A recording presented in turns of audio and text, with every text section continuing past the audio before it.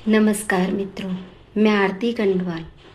किसी मित्र ने कल हमसे कहा कि आप तो मोदी जी की कट्टर समर्थक हैं, फिर आपने उनके खिलाफ सोनम वांगचुक के बारे में इस तरह की पोस्ट क्यों की। तो शायद इस तरह और भी लोग सोच रहे होंगे, लेकिन हम ये कहना चाहते हैं कि हम मोदी जी को का समर्थन करते हैं और हमें मोदी जी सच में पसंद है। एक अच्छे प्रधानमंत्री हैं वो, और हमें ये भी पता है कि उनके अलावा देश को संभालने की सामर्थ्य आज किसी में भी नहीं है। इस वक्त तक आने वाली पीढ़ी में शायद कोई बच्चे निकल जाएं ऐसे, लेकिन अभी तो फिलहाल नहीं लगता कि कोई उस तरह से देश को संभाल सकते हैं। तो मैं मोदी जी की समर्थक तो हूँ, लेकिन मैं जो लोग कहते हैं ना मोदी जी के समर्थकों के लिए कि अंधभक्त, तो मैं अंधभक्त नहीं हूँ। जो मुझे गलत लगता है मैं उसके लिए लिखती हूँ, और मुझे सच में ये दुख हुआ वहाँ पर उन बच्चों के लिए, मासूम बच्चों के लिए, जिन पर इस तरह डंडे भी बरसाए जा रहे हैं। लेकिन मैं ये कहना चाहती हूँ कि मोदी जी को अगर मैं समर्थन देती हूँ तो इसका मतलब ये नहीं है कि मैं उनके साथ जुड़े हर ऐसे नेताओं को समर्थन दूं जो उस पद के लायक ही नहीं हैं।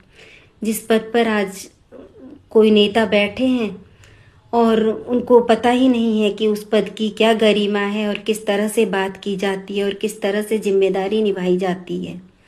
तो मैं ऐसी समर्थक नहीं हूँ कि मैं मोदी जी के नाम पर सभी को एक समर्थन देती चली जाऊँ कि ये मोदी जी से जुड़े हैं तो मैं हर किसी को ये कहूँ कि वो सही नेता हैं। ऐसा नहीं है। तो मैं यही कहना चाहती हूँ, मोदी जी बहुत अच्छे नेता हैं और केंद्र में हम उन्हीं को चाहते हैं, लेकिन हम ये भी चाहते हैं कि जो लोग अच्छे हैं शिक्षा के क्षेत्र में या उन बच्चों के लिए आवाज़ उठा रहे हैं, तो उनका भी मैं उनके साथ में खड़ी हूँ, क्योंकि मुझे लगता है कि शिक्षा के बिना कुछ भी नहीं है।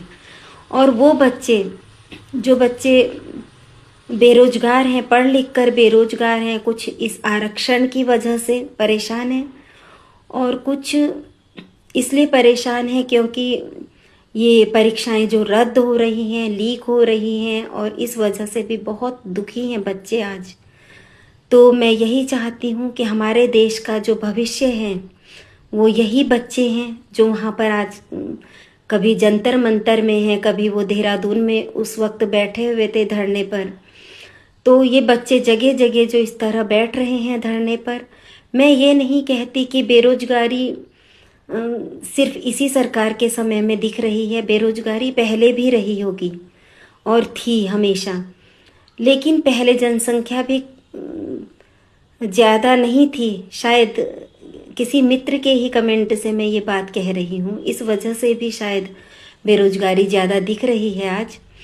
लेकिन जिस तरह से पहले शिक्षा में इतना ध्यान नहीं देते थे बच्चे की, 8th कर लिया, 10th कर लिया और उसके बाद वो अपना कुछ भी काम कर लेते थे, लेकिन आज बच्चे शिक्षित हैं। वो बहुत अच्छे परसेंटेज के साथ, इतने अच्छे से नंबरों के साथ वो कोई कॉलेज पाते हैं, या फिर कभी आरक्षण की वजह से वो पीछे रह जाते हैं, या फिर कभी इन परीक्षाओं की रद्द होने की वजह से वो परेशान हैं। तो मैं सिर्फ यही चाहती हूँ अपनी सरकार से, अपने प्रधानमंत्री जी से, कि ऐसे बच्चों के लिए जो लोग इसके जिम्मेदार हैं, जो लोग परीक्षा रद्द करवाने के जिम्मेदार हैं, जो लीक करवाने के जिम्मेदार हैं, कोई भी परीक्षा, साल साल भर पढ़ने वाले बच्चों का एक एक पल भी बहुत कीमती होता है। तो मैं यही कहती हूँ कि अगर इस तरह से वो बच्चे परेशान हैं तो मोदी जी इस तरफ ज़रूर, आप एक प्रधानमंत्री हैं, पिता की भूमिका में हैं, तो आपको ज़रूर इन बच्चों की तरफ देखना चाहिए। और सच में अगर आपके कोई मंत्री उस पद के लायक नहीं हैं तो फिर उनको रखने का भी कोई फ़ायदा वहाँ पर है ही नहीं। तो मैं ये नहीं कहती कि वो उस लायक हैं या नहीं हैं, लेकिन जिस तरह से बच्चों की हालत दिख रही है, परीक्षाओं की हालत दिख रही है, उस तरह से तो मुझे दुख ही हो रहा है।